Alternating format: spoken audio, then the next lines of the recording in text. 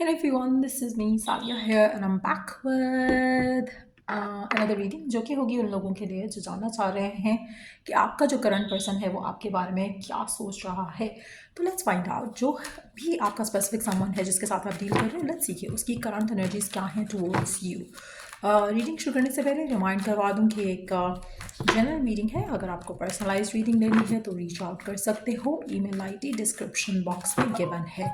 So let's see कि क्या सोच रहा है आपका पर्सन आपके बारे में। चाहे आप इन टच हो चाहे आउट ऑफ टच हो, दोनों सिचुएशन में ये रीडिंग देख सकते हो, क्योंकि जो भी आपका करंट पर्सन है जिसके साथ भी आप करंटली डील कर रहे हो उसकी एनर्जीज को टैप इन करेंगे। सो लेट्स सी क्या सोच रहा है आपका पर्सन आपके बारे में राइट नाउ, क्या चल रहा है उसके मन में आपको लेकर। एस ऑफ सॉर्ड्स, सबसे पहली इंपॉर्टेंट चीज़ जो ये है कि आपका पर्सन जो है इनडिसाइसिव नहीं है, अनक्लियर नहीं है, अनश्योर नहीं है। कहीं ना कहीं उसको समझ आ रहा है कि जो आपका रिलेशनशिप है उसके साथ वो कहाँ जा रहा है और कहाँ है, किस लेवल का है, वो सारी अंडरस्टैंडिंग उसको हो पा रही है। तो एक क्लैरिटी जो होती है चीज़ों की वो उसके सामने आ रही है। आप में से वो लोग जो राइट नाउ नो कॉन्टैक्ट में है, नो कम्युनिकेशन सिचुएशन में है, तो उसमें भी आपके पर्सन को रियलाइज़ हो रहा है कि ये जो रिलेशनशिप था उसका आपके साथ, ये उसके लिए क्या मायने रखता है, क्या इंपॉर्टेंस रखता है उसकी लाइफ में, उसके लिए, और व्हाट दे वांट। तो वो क्लैरिटी, वो अंडरस्टैंडिंग डेफिनेटली आ रही है। आप में से वो लोग जिनके दरमियान में, आपके और आपके पार्टनर के दरमियान में अगर किसी भी तरह की मिसअंडरस्टैंडिंग्स, मिसकम्युनिकेशन या थर्ड पार्टी सिचुएशन की वजह से कोई मिसअंडरस्टैंडिंग क्रिएट की गई थी, तो वो चीज़ें भी आप रिजॉल्व होते देखोगे। कहीं ना कहीं आपके पर्सन को ट्रुथ सामने उसको दिखेगा कि ये रियलिटी है, ये ट्रुथ है, और उसके बाद वो कोई सही डिसीजन ले सकेगा आपके बारे में। सो कहीं ना कहीं जो ट्रुथ है वो उसको रिवील किया जा रहा है, उसको अंडरस्टैंडिंग हो रही है, क्लैरिटी मिल रही है जो कि शायद पहले नहीं थी। Let's see what is it. अच्छा, आपके पर्सन को लगता है कि जो ट्रुथ है ना वो ये है कि उसको आप चाहिए, उसको आप पसंद हो, उसको आप परफेक्ट दिखते हो, उसको लगता है कि आप you are somebody that they want to be with. ये एक क्लियर पिक्चर है उसके माइंड में। हैविंग सेड दैट, इस कनेक्शन को वर्क करने के लिए बहुत ज़्यादा एफर्ट करना पड़ेगा, जो एफर्ट शायद करने के लिए उसके पास ना तो टाइम है, ना ही थॉट प्रोसेस है, ना ही एक स्ट्रेंथ है टू डील विद इट। तो कहीं ना कहीं वो चीज़ें आपके पर्सन को आपकी तरफ एक्शन लेने पे शायद इतना कायल ना कर सकें या इतना प्रिपेयर ना कर सकें। आप में से काफ़ी सारे लोगों के लिए ऐसा लग रहा है कि पर्सन अंडरस्टैंड्स द फैक्ट कि you are somebody important to them, लेकिन एट द सेम टाइम जितना इस कनेक्शन के अंदर, जितना इस रिलेशनशिप के अंदर उनको एफर्ट पुट करना पड़ेगा वो शायद एफर्ट करने के लिए तैयार नहीं है। ना ही उनको लगता है कि सिचुएशन ऐसी है जहाँ पर वो एफर्ट कर सकेंगे या कनेक्शन में आपको सेटिस्फाई कर सकेंगे, आपकी नीड्स को सेटिस्फाई कर सकेंगे, क्योंकि ऐसा लग रहा है उनके पास या तो वक्त नहीं है या फिर उनको लगता है कि ऐसा पॉसिबल नहीं है कि जो आप चाह रहे हो वो आपको वो प्रोवाइड कर सकें इस कनेक्शन में रहते हुए। Let's see more cards here.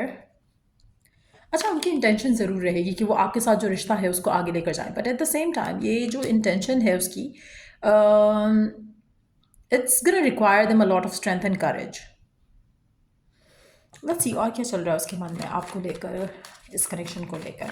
एक चीज़ की अंडरस्टैंडिंग तो उसको आ चुकी है कि you are someone that they want, ठीक है, ये एक क्लैरिटी हो गई है उसके मन में, उसको क्लैरिटी मिल चुकी है कि आप उनको चाहिए हो। आपके साथ वो अपनी लाइफ को स्टेबल देखते हैं, उनको लगता है कि you as a partner adds stability to them and their life.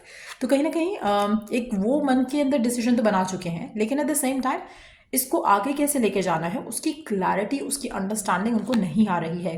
But they love you, they love you, they want you, they wish कि चीज़ें स्मूथ हो सकें ताकि वो इस रिश्ते को आगे लेकर जा सकें। लेकिन अगेन इसमें सबसे इंपॉर्टेंट चीज़ ये रहेगी कि जो भी आपके स्पेसिफिक समवन है जिसके साथ आप डील कर रहे हो, ये एक्शन क्या ले पाते हैं आपकी तरफ। गिवन सर्कमस्टांसेस में मुझे एक्शन लेते नहीं दिख रहे हैं। सो काफ़ी हद तक जो भी ये स्पेसिफिक समवन है, even though they love you, even though कि उनको लगता है कि आप परफेक्ट पार्टनर बन सकते हो, लेकिन जो चीज़ें, जो एक्शन उनको लेने हैं to make this relationship work, वो उनकी तरफ से एक्शन नहीं लिया जा रहा है, जिसकी वजह से कहीं ना कहीं आपके रिलेशनशिप में जो है वो एक्शन की कमी की वजह से स्टैग्नेंट हो सकती हैं चीज़ें। हो सकता है कि ऑलरेडी स्टैग्नेंट है, हो सकता है कि आने वाले टाइम में भी स्टैग्नेंट ही रहे।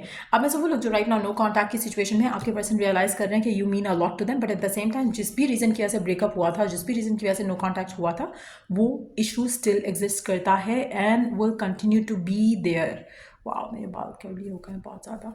अच्छा, तो वो issue would be like continuing in this relationship. तो ये चीज़ उनको लगता है कि मैं इसको वर्क कैसे करूँ, वो उनको समझ नहीं आ रही। So that's the thing which is kind of like stopping your person from giving in to the connection. और या आपको कॉन्टैक्ट करने में उनको झिझक हो रही है, क्योंकि उनको लगता है कि इवन दो कि मुझे लगता है कि you are perfect partner, but at the same time मैं वो एक्शन नहीं ले सकता जो शायद तुम मुझसे एक्सपेक्ट करते हो या करती हो। सो वो चीज़ उनको रोक रही है, एक्शन नहीं लिया जा रहा है, विच इज़ वाई अगर आप नो कॉन्टैक्ट में हो तो नो कॉन्टैक्ट में ही रहोगे, इवन दो कि पर्सन चाह रहा है कि रिलेशनशिप आगे बढ़े, आप उनके लिए परफेक्ट हो, बट स्टिल लेट्स सी कि उनका नेक्स्ट एक्शन क्या होगा और कब होगा। उनका नेक्स्ट एक्शन क्या होगा एंड कब होगा। उनका नेक्स्ट एक्शन क्या होगा एंड कब होगा। क्वीन ऑफ कप्स अपने प्यार का इजहार करेंगे, ओपन अप करेंगे, एक्शन लेंगे, बट जब भी लेंगे बहुत स्पीडीली एक्शन लेंगे। मुझे लग रहा है कि आपको थोड़ा इंतजार करना पड़ सकता है, जून का महीने के एंड तक हो सकता है कुछ लोगों के लिए एक्शन ले पर्सन, लेकिन मेजॉरिटी लोगों के लिए मुझे लगता है कि 8वें महीने के बाद ही एक्शन आएगा पर्सन की तरफ से, 7वें महीने में या 8वें महीने में। मेजॉरिटी लोगों के लिए मुझे ऐसा लगे जून इज़ द मंथ जहाँ पे वो अपने आप को प्रिपेयर कर रहे हैं, तभी शायद वो ज़्यादा सोच रहे हैं, क्लैरिटी लाने की कोशिश कर रहे हैं कि मुझे क्या चाहिए अपनी लाइफ में इस पर्सन के साथ। सो कहीं ना कहीं वो एक एटलीस्ट एक क्लैरिटी आ रही है, जिसकी वजह से आपका जो रिश्ता है उसमें एक चीज़ हो जाएगी कि आपके पर्सन को रियलाइज़ हो रहा है कि अभी तो वो कह रहे हैं ना कि एफर्ट नहीं करना है उनको, लेकिन जब वो इस चीज़ के बारे में सोचेंगे, जब इस चीज़ के बारे में, इस सिचुएशन के बारे में देखेंगे, तो उनको लगेगा कि नहीं, they have to put the effort to make this connection work. जिसकी वजह से इस रिलेशनशिप में मुझे ऐसा लग रहा है कि आफ्टर सम टाइम जो है वो आपको आपके पार्टनर की तरफ से जब एक्शन आता दिखेगा तो बहुत स्पीडी एक्शन होगा। मुझे नहीं लगता कि उसके बाद आपकी लाइफ में, आपकी लव लाइफ में इस इंसान के साथ कोई पॉज, कोई ब्रेक लगेगी। ऐसा लग रहा है कि जैसे अगर ये पर्सन आपको प्रपोज करते हैं या अपने प्यार का इजहार करते हैं या एक्शन लेते हैं, तो वो जो एक्शन है वो बहुत स्पीडी होगा इन टर्म्स ऑफ कि तो आपसे कमिटमेंट की बात होगी, या आपसे शादी की बात होगी, या फिर आपसे आपकी फैमिली से मिलने की बात होगी। तो it's not can be something less than that. तो डेफिनेटली जब वो आ रहे हैं आपकी तरफ, तो उनको जब वो एक्शन ले रहे हैं तो डेफिनेटली उनको वो अंडरस्टैंडिंग है कि मुझे क्या करना है और मुझे कैसे चीज़ों को आगे लेके जाना है। फिलहाल इनको वक्त लगेगा, जैसे मैंने कहा कि जून का महीना, जून के एंड के अंदर शायद कुछ लोगों के लिए पर्सन के माइंड में थोड़ा अंडरस्टैंडिंग आ जाए कि उसको क्या करना चाहिए, क्या एक्शन लेना है। बट मेजॉरिटी लोगों के लिए मुझे ऐसा लग रहा है कि जुलाई में अंडरस्टैंडिंग आएगी और एक्शन इटसेल्फ जो है वो आप अगस्त के महीने में पर्सन की तरफ से आते देखोगे। So this is what is going on आपके पर्सन के मन में आपको लेकर, इस कनेक्शन को लेकर।